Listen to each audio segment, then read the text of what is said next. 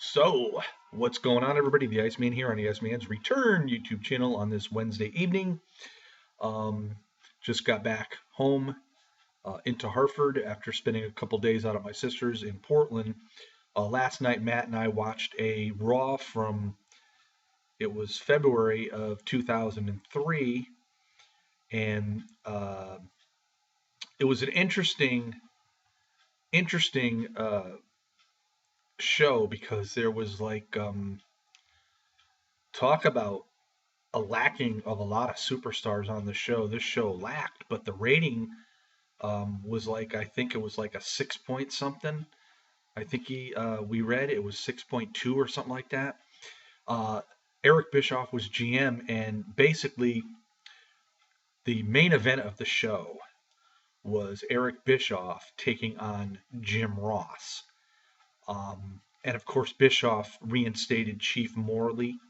Of course, everybody knows him better as Val Venus. And anyway, Eric Bischoff and Morley really took out Jim Ross. Jerry the King Lawler tried to come in to help out Ross, but to no avail. Just Jim Ross just got his butt kicked, and he got his head wailed down on a cinder block, and he was all cut up and bloodied. But it was a pretty good Raw. Everybody remembers Chris uh, uh, Nowinski, I believe his name was. He was on there, and Rodney Mack was on there. It was a show that wasn't filled with a lot of stars, but it was a fun Raw to watch. And speaking of Raw, I want to talk a little bit about brand splitting once again here in the WWE. I know I've said in the past, I think the WWE couldn't do it for the simple fact is they don't have enough superstars to separate them and divide them up amongst SmackDown and Monday Night Raw. But I do believe with SmackDown going live January 7th of 2016, what the WWE could do is do a brand split. And the reason being, because the WWE has not pushed a lot of stars because they're focusing on, just a handful of people. I think by splitting up the roster between SmackDown and Raw, this would make it so the WWE would have to start pushing some of the guys that they have failed to even air on TV. I mean, we could bring back guys like Zack Ryder, Fandango. We now have Tyler Breeze on the main roster. Even Jack Swagger is another one. Maybe you can make Wade Barrett a little bigger. But this could be a very good idea by the WWE because they would have to do something with a lot of these guys. They would have to put a lot of focus and attention on them, and maybe get the fans back into some of these guys that they've lost a lot of interest in because we very rarely see them on TV. So it could be a good thing if the WWE would decide to do so. Now it's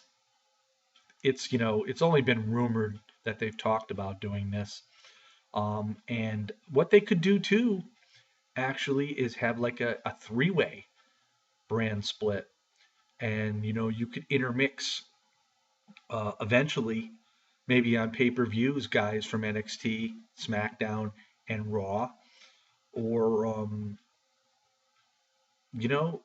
just there's various other ways of doing things.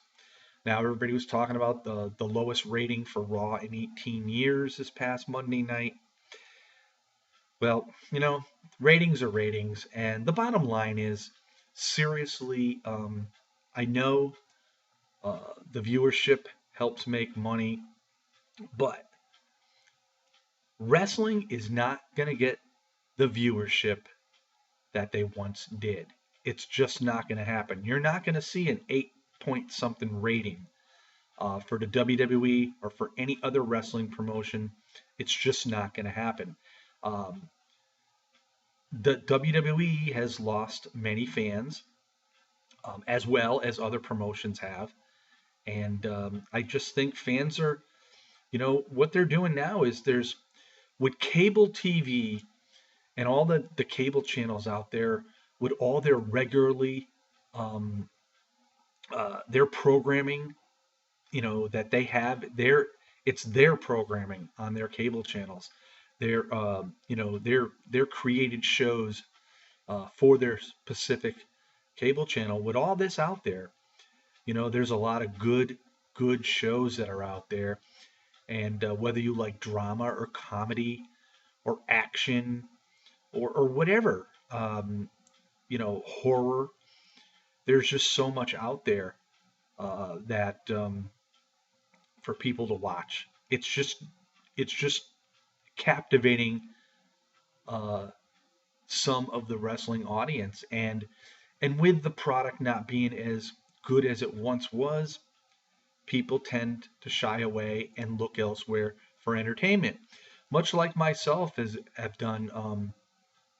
I feel bad for saying this, but I haven't really watched much of TNA since Bound for Glory.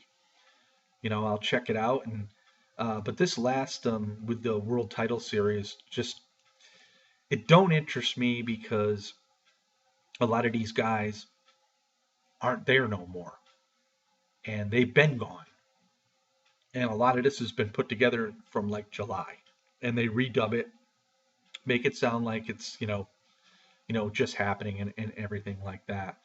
So I've lost interest in watching that, and hopefully next year they do something bigger and better. I mean, one can only hope.